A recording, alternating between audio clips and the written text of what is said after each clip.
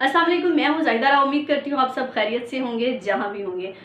जैसे काफ़ी दिन पहले 14 अगस्त पर जो है एक वाक़या हुआ आयशा इकराम के मीनार पाकिस्तान पर, उस पर हमने बहुत बात की और गुज़िश्ता वीडियो में भी मैंने उस पर बात की थी। उसमें भी मैंने यही बात की थी कि हम एक वाक़ये से रिलेट नहीं कर सकते कि पाकिस्तान का मुआशरा औरतों के लिए सेफ़ नहीं है, या पाकिस्तानी तमाम मर्द ऐसे हैं जो आयशा को जिन्होंने नोचा, जिनके साथ आयशा के साथ गैर अखलाकी हरकत की, उसको हम कहीं भी जस्टिफ़ाई नहीं कर रहे कि मर्दों ने जो किया आयशा के साथ ठीक किया, वो टिकटॉकर थी और उसके साथ ये करना उनका हक बनता था। तो उन्होंने बहुत गलत किया जो भी था। लेकिन उस टाइम भी हमें दोनों पहलू देखने चाहिए थे कि पाकिस्तान का इमेज हम कितना ख़राब कर रहे हैं। लेकिन बहुत सारे लोगों ने, हमारे यहाँ एक बात है कि हम कहते हैं कि यूट्यूब पर आके हमें एक साइड की बात करनी चाहिए, येस और नो पे। हम न्यूट्रल होकर बात करना चाहते ही नहीं है, और शायद हमारी ऑडियंस का टेस्ट भी यही बन चुका है कि हम कहते हैं कि कोई जो बंदा बहुत धड़ल्ले से बात कर रहा, बहुत ज़ोर के चीख के बात कर रहा, हम उसको सुनना पसंद करते हैं। और फिर ज़ाहिर है जो एक यूट्यूबर बैठा होता है उसको तो अपने व्यूज़ से इंटरेस्ट होता है कि जो लोग मुझे सुनेंगे मैं वही बात करूँगा, उसको ये इंटरेस्ट नहीं होता कि मैंने न्यूट्रल रह के बात करनी है। तो ये एज़ अ नेशन हमारा मसला बन गया कि हम एक्सट्रीम पे जाके बात करते हैं। तो आयशा इकराम वाले मसले पर भी हमने यही किया कि हमने एक्सट्रीम पे जाके बात की। हमारे रियासती इदारों तक इस टॉपिक पर बात हुई, स्टेट तक पर बात हुई, स्टेट ने इस पर एक्शन भी लिया कि आयशा इकराम के साथ जो हुआ वो नहीं होना चाहिए था। लेकिन आयशा ने, कहते हैं कि मगरमच्छ के आंसू बहाकर उस टाइम बहुत हमदर्दियाँ बटोरी आवाम की, और ख़ासतौर ख़वातीन को ये बताया कि ख़वातीन के लिए पाकिस्तान का मुआशरा सेफ़ नहीं है। बहुत सारी टिकटॉक पे लड़कियां अच्छा काम भी कर रही हैं। आयशा अकरम के इस वाक़े के बाद तो लोगों ने ये समझना शुरू कर दिया कि तमाम टिकटॉकर्स ऐसी ही होती हैं, तमाम टिकटॉकर्स के साथ अगर ये हरकत हो भी जाए, ये खुद चाहती हैं कि हमारे साथ ऐसा हो, हम हिट हों, हमारे फॉलोअर्स बढ़े।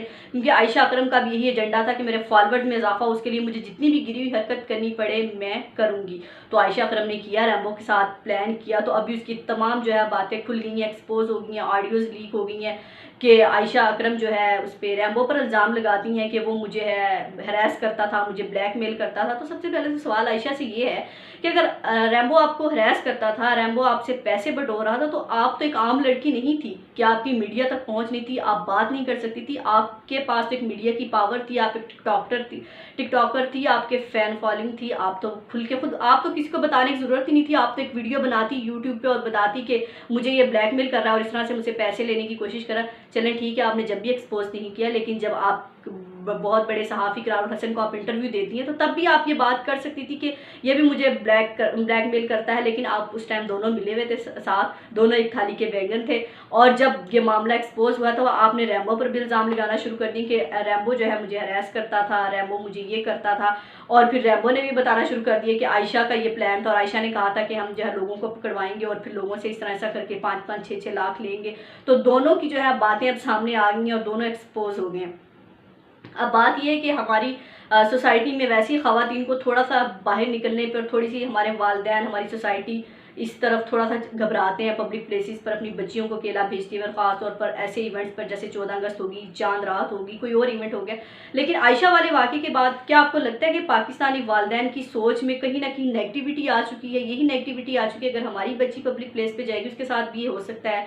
बहुत सारी बच्चियों के ख्वाब होंगे कॉलेज में एडमिशन लेना, हो सकता है उनके वालिदैन ने ना दिलाए हों, क्योंकि उनको लगता होगा कि जब पढ़ लिख के बच्चियाँ थोड़ी सी आगे जाती हैं और इस तरह के काम करती हैं, तो फिर ये पब्लिक प्लेस पे ये भी हो सकता है बच्चियों की इज्जतें लूट सकती हैं। इनके पाकिस्तानी मुआशरा तो औरतों के लिए इतना अनसेफ करार दिया था हमने आयशा वाले वाक़े के बाद। तो इसमें हमारे यूट्यूबर्स ने, हमारे सहाफ़ियों ने भी भरपूर किरदार अदा किया था कि पाकिस्तान का मुआशरा जो औरतों के लिए सेफ़ नहीं है। अल्लाह का शुक्र है कि अल्लाह ने मुझे बेटी नहीं दी। तो ये कलमे तक हमारे सहाफ़ियों ने कह दिए थे, और शायद वैसे तो उनकी कोई बचत हो ही जाती, लेकिन बेटी वाले मामले पर जब उन्होंने बात की, लेकिन मुझे भी लगता है कि अब हमें इकरारुल हसन को जो है माफ़ कर देना चाहिए। हो सकता है उनसे भी जज्बात में ये वर्ड निकल गया हो। 10 काम अगर उन्होंने बुरे किए, शायद उन्होंने एक अच्छा काम भी किया हो, उस एक काम को हम याद कर लें, 10 कामों को भुला दें। लेकिन पाकिस्तानी कौम का मसला है कि हम नेगेटिविटी चीज़ पर बात करते हैं, नेगेटिव चीज़ों को ही पसंद करते हैं। तो अब आयशा वाले मसले से हमें ये सीखना चाहिए, सहाफ़ी बरादरी को ख़ास तौर पर, कि जब भी आप बात करें दोनों साइड की देखकर बात करें, मसले की तहकीक कर लिया करें, बात की तहकीक कर लिया करें। आधी रात को हम आयशा करम के पास पहुंच जाते हैं इंटरव्यू करने की, इसके साथ ज़्यादती होगी, या फिर वो आंसू बहाती हैं रास्ते मदीना की बेटी। भाई अगर आप रास्ते मदीना की बेटी हैं तो फिर बेटी बन के दिखाती। इस धरती के नाम पे आपने जो घटिया इल्ज़ाम लगाए, इस धरती पर फेम कमाने के लिए, व्यूज़ के चक्कर में, फॉलोअर्स के चक्कर में, पैसों के चक्कर में पाकिस्तान को बदनाम किया कि पाकिस्तान औरतों के लिए सेफ़ नहीं है। फिर आपको ये भी हक नहीं है कि मैं इस धरती की बेटी हूँ, रास्ते मदीना की बेटी हूँ, पाकिस्तान की बेटी हूँ। क्योंकि बेटियाँ तो अपने घर की आन के लिए, शान के लिए अपनी जान तक कुर्बान कर देती हैं। आपने अपने घर की आन आन शान के लिए अपनी इज्जत को भी कुर्बान किया, बल्कि अपने आप पाकिस्तान को बुरा कह दिया, अपने घर को बुरा कह दिया कि पाकिस्तान बुरा है, पाकिस्तान की लड़कियों के साथ ऐसा होता है। हालांकि बहुत सी लड़कियां मेरी इस बात से रिलेट करेंगी, मैं भी जॉब करती हूँ और बहुत सारी लड़कियां करती हैं कि कितने मर्द जो हैं आपको हरास करते हैं और पाकिस्तान में आप जॉब कर सकते हैं या नहीं कर सकते, पाकिस्तान में औरतें अपने आप को मनवा सकती हैं नहीं मनवा सकती। मेरा तो अभी तक जिन लोगों से वास्ता पड़ा है उन लोगों से ही पड़ा है कि जो औरत की रिस्पेक्ट करते हैं, और 80% पाकिस्तानी मर्द ऐसे ही हैं जो औरत की रिस्पेक्ट करते हैं।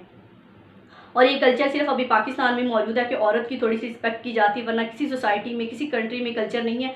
हमारी औरतों का मसला ये भी है ना कि हम बराबरी की बात करते हैं कि हमें बराबर हुकूक चाहिए मर्दों के, लेकिन फिर औरत वाली फेवर क्यों चाहती हैं हम कि हमें औरत वाली फेवर भी दे। कि हम कहीं बिल जमा कराने जाते हैं तो हम कहते हैं कि मर्द साइड पे हो कि औरत को फेवर दे। भाई जब आप बराबर के हुकूक चाहती हैं तो फिर ये कल्चर भी लेके है ना कि बराबरी पे अगर औरत के साथ कोई ज्यादती हो रही है तो फिर बर्दाश्त करें, क्योंकि आप तो बराबर के हुकूक पे बात करती हैं। तो फिर अगर कुछ हो जाता तो फिर इतना वावेला मचाने की ज़रूरत नहीं है।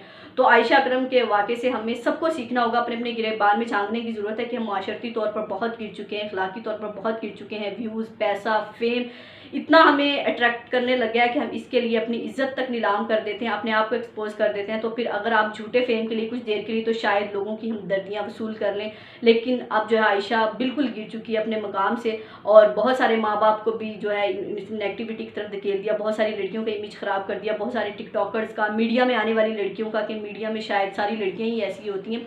तो अपने फेम के लिए, अपने पैसे के लिए जो है लोगों के जो है जज्बात से आपने खेला, इमोशन से खेला। आपको भी इस बात पर आयशा माफ़ी मांगनी चाहिए, क्योंकि आपने अवाम के जज्बात से खेला है। आप मानो कि मुझसे गलती हो गई है और मैंने घटिया फेम और घटिया पैसों के चक्कर में ये सब कुछ किया था, लेकिन आप अपनी गलती नहीं मानेंगे। हम कहते रहेंगे कि इकरार हसन को माफ़ी मांगनी चाहिए, इकरार हसन को भी माफ़ी मांगनी चाहिए, लेकिन मैं ये भी कहती हूँ कि आयशा और रैम्बो को भी माफ़ी मांगनी चाहिए।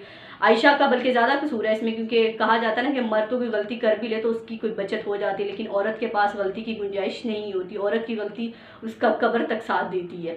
तो आयशा को माफ़ी मांगनी चाहिए एज अ नेशन, और पाकिस्तान की कौम की बेटियों से जिनके जज्बात से उसने खेला है, और रियासत मदीना की बेटी का। अगर आप वाकई पाकिस्तान की बेटी हैं, पाकिस्तान की लड़कियों के लिए कुछ करना चाहती हैं, तो आके आपको माफ़ी मांगनी होगी कि पाकिस्तान औरतों के लिए सेफ़ है और मैंने ये सब प्री प्लान था, मैंने सिर्फ फेम और उसके लिए पैसे के लिए किया था। तो और अफसोस के साथ कहना पड़ता है कि हमारे पाकिस्तान में टॉप ट्रेंड आयशा अकरम एक्सपोज इस तरह के चलते हैं नेगेटिव ट्रेंड, लेकिन तरक्की याफ्ता कौमें होती हैं जिनके कोई आइडियाज़ होते हैं, जिनकी कोई नज़रियाती कौमें होती हैं, इनके ये टॉप ट्रेंड नहीं होते। लेकिन पाकिस्तान के बदकिस्मती से ये ट्रेंड बन चुके हैं। तो सोचिए हम कहाँ पे खड़े हैं। हम सबको अपने अपने गिरेबान में झांकने की ज़रूरत है कि हम खुद इन चीज़ों को प्रमोट कर रहे हैं। उम्मीद करती हूँ आज की वीडियो आपको अच्छी लगी होगी। अपना और अपने प्यारों का बहुत ख्याल रखिएगा। अल्लाह हाफिज़।